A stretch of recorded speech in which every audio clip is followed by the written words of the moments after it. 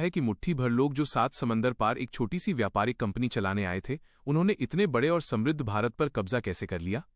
ये कोई रातों रात हुआ चमत्कार नहीं था, बल्कि लगभग 200 सालों की गहरी साजिशों, चालाकियों और हमारी अपनी आपसी फूट का नतीजा था।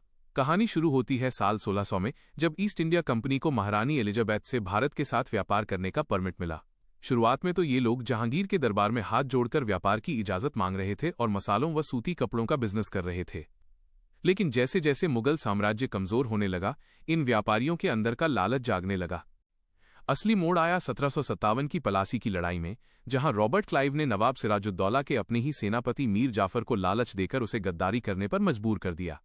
यहीं से अंग्रेजों को समझ आ गया कि हिंदुस्तान को तलवार के दम पर नहीं, बल्कि बांटो और राज करो की नीति से जीता जा सकता है। इसके बाद तो जैसे सिलसिला ही चल पड़ा। उन्होंने एक के बाद एक भारतीय रियासतों को अपने जाल में फंसाना शुरू किया। उन्होंने सब्सिडियरी अलायंस जैसी चालाक नीतियां बनाई, जिसमें वे राजाओं को अपनी सेना रखने का लालच देते थे और धीरे धीरे उस राज्य की पूरी ताकत अपने हाथ में ले लेते थे। फिर आई डलहौजी की डॉक्ट्रिन ऑफ लैप्स, जिसमें अगर किसी राजा का अपना बेटा नहीं होता था तो अंग्रेज उस राज्य को हड़प लेते थे। झांसी और अवध जैसे राज्य इसी तरह छीने गए। अंग्रेजों ने सिर्फ जमीन ही नहीं छीनी, बल्कि भारत की रीढ़ की हड्डी यानी हमारी अर्थव्यवस्था को भी तोड़ दिया। जो भारत दुनिया का 24% व्यापार करता था, उसे उन्होंने कच्चे माल का निर्यातक और अपने महंगे सामानों का बाजार बना दिया। किसानों पर भारी लगान थोपा गया, जिससे बंगाल जैसे इलाकों में भीषण अकाल पड़े और लाखों लोग मारे गए। उन्होंने अपनी पकड़ मजबूत करने के लिए ट्रेन, टेलीग्राफ और डाक सेवा तो शुरू की, लेकिन उसका मकसद भारत का विकास नहीं, बल्कि अपनी सेना और लूटे हुए माल को तेजी से इधर उधर ले जाना था।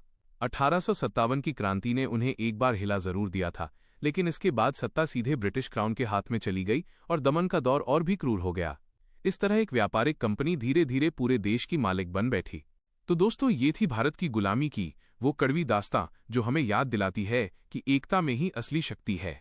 अगर आपको ये ऐतिहासिक जानकारी दिलचस्प लगी हो और आप चाहते हैं कि मैं ऐसे ही और भी टॉपिक्स पर कहानियां सुनाऊं, तो वीडियो को लाइक जरूर करें।